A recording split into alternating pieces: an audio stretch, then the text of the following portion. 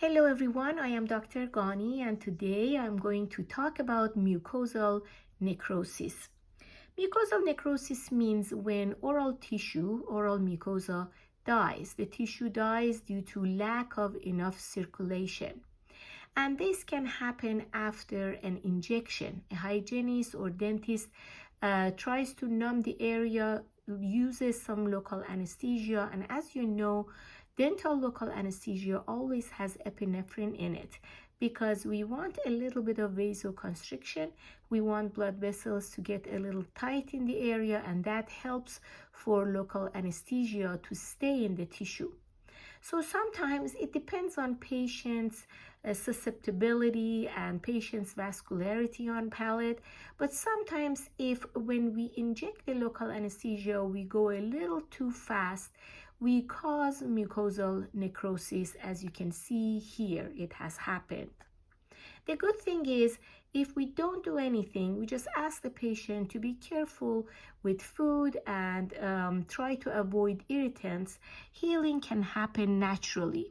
This is the same patient after 2 weeks with no treatment. If patient is very uncomfortable, we can give the patient some sedatives, something for pain, but generally does not need any treatment. This is another example of mucosal necrosis that happened after an injection for local anesthesia. And this is also another example. This was a teenager, and of course for young people healing is fast, and this is her healing after 1 week.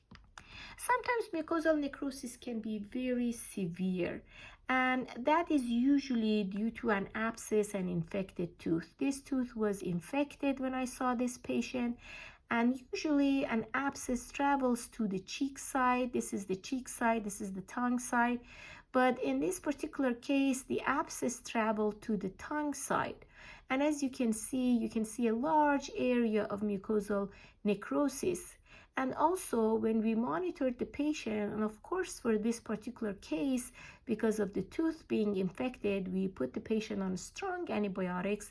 We noticed not only the surface mucosa was infected and showed mucosal necrosis, the bone showed necrosis too. This is the jawbone that is exposed. This is 2 weeks after the first picture you saw. The jawbone is exposed and it's all dead bone.